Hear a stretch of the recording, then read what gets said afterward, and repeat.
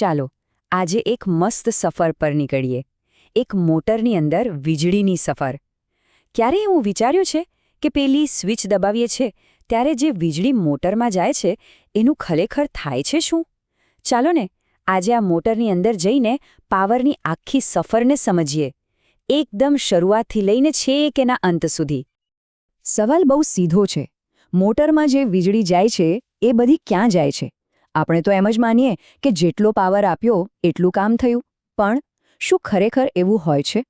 જવાબ છે બિલકુલ નહીં. તો પછી બાકીનો પાવર ક્યાં ગાયબ થઈ જાય છે? ચાલો આ રહસ્યને જરા ખોલીએ. હવે આખી યાત્રા સમજવા માટે આપણી પાસે એક ગાઈડ છે, એક નકશો. આને કહેવાય છે પાવર સ્ટેજ ડાયાગ્રામ. આ ડાયાગ્રામ જ આપણને સ્ટેપ બાય સ્ટેપ બતાવશે કે પાવર મોટરમાં કેવી રીતે આગળ વધે છે, ક્યાં એનું સ્વરૂપ બદલાય છે અને સૌથી અગત્યનું, ક્યાં એ વેડફાઈ જાય છે. આપણી આખી સફર આમ જુઓ તો 3 મુખ્ય સ્ટેજમાં વહેંચાયેલી છે. પહેલું ઇલેક્ટ્રિકલ ઇનપુટ એટલે કે મોટરમાં વીજળી આવી. બીજું મિકેનિકલ કન્વર્ઝન, જ્યાં વીજળીમાંથી તાકાત બને છે. અને ત્રીજું ફાઇનલ આઉટપુટ એટલે કે આપણને જે કામનો પાવર મળે છે એ. તો ચાલો એક પછી એક બધા સ્ટેજ જોઈએ. તો શરૂઆત કરીએ સ્ટેજ એ થી, એટલે કે ઇલેક્ટ્રિકલ ઇનપુટથી. આ આપણી સફરનો પહેલો સ્ટોપ છે. બસ અહીંથી જ બધી કહાની શરૂ થાય છે, જે ઘડીએ વીજળી મોટરમાં પ્રવેશે છે. આ ડાયાગ્રામ પર નજર કરીએ. જે પહેલો જ બ્લોક દેખાય છે, મોટર ઇનપુટ અથવા પિન, એ જ છે આપણો સ્ટાર્ટિંગ પોઈન્ટ. આ એ ટોટલ પાવર છે જે આપણે મોટરને આપીએ છીએ. એમ સમજો કે આ આપણા 100% છે. અહીંથી જ યાત્રા શરૂ થાય છે. તો ક્લિયર કરી લઈએ, મોટર ઇનપુટ એટલે શું? એકદમ સિમ્પલ, મોટરને આપવામાં આવેલો ટોટલ 3 ફેઝ ઇલેક્ટ્રિકલ પાવર. આ જ આપણી શરૂઆતની લાઇન છે. આનાથી જ આખી પ્રોસેસ શરૂ થાય છે. ઓકે, તો હવે આગળ વધીએ સ્ટેજ બી પર, મિકેનિકલ રૂપાંતરણ. અહીંયા જ અસલી જાદુ થાય છે. ઇલેક્ટ્રિકલ પાવર મિકેનિકલ પાવરમાં ફેરવાય છે. પણ અહીંયા એક ટ્વિસ્ટ છે. આ જ સ્ટેજ પર પહેલીવાર પાવરનો થોડો ભાગ આપણી પાસેથી છટકી જાય છે. ડાયાગ્રામમાં જુઓ, ઇનપુટ પાવર જેવો આગળ વધે છે તરત જ એને એક સ્પીડ બ્રેકર મળે છે, જેનું નામ છે સ્ટેટર કોપર લોસ. આને તમે હાઈવે પરના પહેલા ટોલ નાકા જેવું સમજી શકો. જ્યાં આપણી ગાડીમાંથી થોડા પૈસા કપાય છે, એમ અહીંયા થોડો પાવર કપાઈ જાય છે. તો સવાલ એ છે કે આ સ્ટેટર કોપર લોસ છે શું? જુઓ, જ્યારે વીજળી સ્ટેટરના તાંબાના વાયરમાંથી પસાર થાય ત્યારે તેના રેઝિસ્ટન્સના કારણે થોડી ગરમી ઉત્પન્ન થાય છે. આ ગરમી એટલે બીજું કંઈ નહીં પણ વેડફાઈ ગયેલો પાવર. આ એ પાવર છે જે ક્યારેય કામમાં નહીં આવે, એ રસ્તામાં જ ખોવાઈ ગયો. હિસાબ બહુ જ સરળ છે.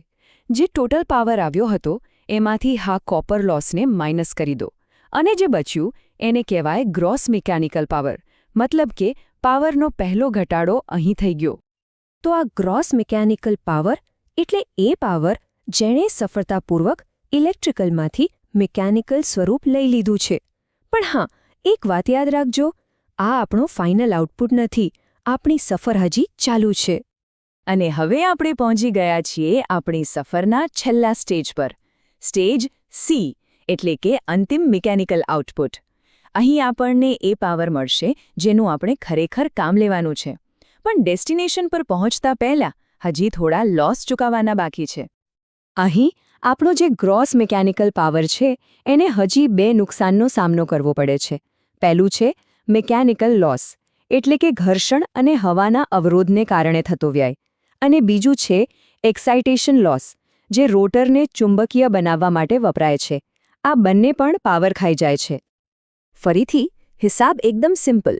ગ્રોસ મિકેનિકલ પાવરમાંથી આ બંને લોસને બાદ કરી દો, અને આ બાદબાકી પછી જે પાવર બચે છે તે આપણો ફાઇનલ કામનો પાવર છે. અને ફાઇનલી આપણે પહોંચી ગયા આપણા ડેસ્ટિનેશન પર.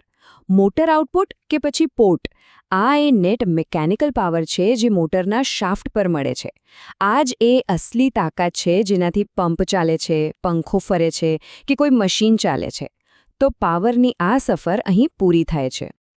તો આપણે આખી સફર જોઈ કેવી રીતે પાવર શરૂઆતથી અંત સુધી પહોંચતા પહોંચતા ઘટતો ગયો. પણ સવાલ એ છે કે આખી સફરનું રિઝલ્ટ શું આવ્યું? એ કેટલી સફળ રહી એ માપવા માટેનો એક શબ્દ છે કાર્યક્ષમતા અથવા એફિશિયન્સી. કાર્યક્ષમતા, જેને ગ્રીક અક્ષર ઈટા એટલે કે ઈટાથી બતાવવામાં આવે છે, એ બીજું કશું નથી પણ એક માપ છે. એ બતાવે છે કે આપણે જેટલો પાવર આપ્યો હતો એમાંથી કેટલા ટકા પાવર ખરેખર કામમાં આવ્યો. બસ એક સિમ્પલ રેશિયો છે. અને આ રહ્યું એનું સૂત્ર, જે આખી કહાણી એક જ લાઇનમાં કહી દે છે. સિમ્પલ છે. ઈટા બરાબર પી આઉટ ભાગ્યા પીએન ગુણ્યા 100. એટલે કે આપણી સફરનું જે ડેસ્ટિનેશન હતું એટલે કે પી આઉટ એને સ્ટાર્ટિંગ પોઈન્ટ એટલે કે પીએન વડે ભાગી નાખો, બસ તમને ટકાવારીમાં જવાબ મળી જશે. ચાલો એક નાનું ઉદાહરણ લઈએ એટલે બધું ક્લિયર થઈ જાય. ધારો કે આપણે મોટરમાં 1000 વોટનો પાવર નાખ્યો અને રસ્તામાં બધા લોસ પછી આપણને શાફ્ટ પર છેલ્લે 850 વોટ મળ્યા. તો એફિશિયન્સી કેટલી થઈ? એકદમ સાચું, 85%. આનો મતલબ શું થયો? બાકીના જે 150 વોટ હતા એટલે કે 15% પાવર એ રસ્તામાં ગરમી બનીને વેડફાઈ ગયો. અને અંતમાં એક વિચારવા જેવો સવાલ. આખી દુનિયામાં કરોડો અબજો મોટરો ચાલી રહી છે. જરા વિચારો, જો આ દરેક મોટર માત્ર 1%, ખાલી 1% વધુ કાર્યક્ષમ બની જાય તો વૈશ્વિક સ્તરે આપણે કેટલી જબરદસ્ત ઊર્જા બચાવી શકીએ.